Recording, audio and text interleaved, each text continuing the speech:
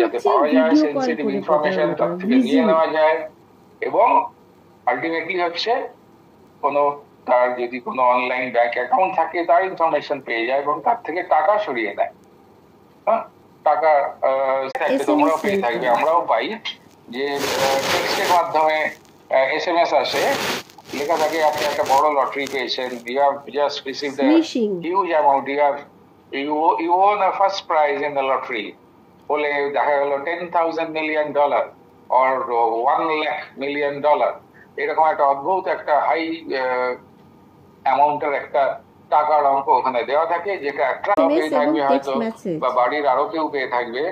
এবং এই ধরনের যেই প্রলোভন যেগুলো আসে through text message only, SMS এর মাধ্যমে, সেগুলোকে আমরা বলি স্মিশিং অ্যাটাক। ঠিক আছে?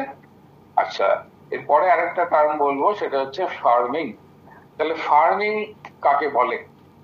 এক কথায় বলা যায় এটা একটা অনলাইন ফ্রড, ঠিক যেমন স্পিয়ার ফিশিং, ওয়েলিং ফিশিং, স্মিশিং অথবা ফিশিং, এই ধরনের জিনিসের মতনই ফার্মিং আরেকটা অনলাইন ফ্রড। এবং তোমরা হয়তো দেখে থাকবে যে স্টেট ব্যাংক অফ ইন্ডিয়া বা অন্য কোনো বড় ব্যাংক, যেগুলো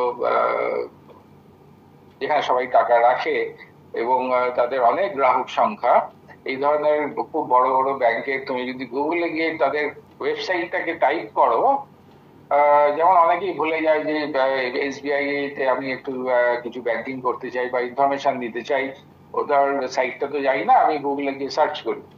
তো while searching you used to type State Bank of India website বলে তুমি গুগলে টাইপ করলে, and then you search, then Google or any search engine, wherever whichever search engine you are using for getting this particular website of the bank, it will give around 10 to 12 websites, right?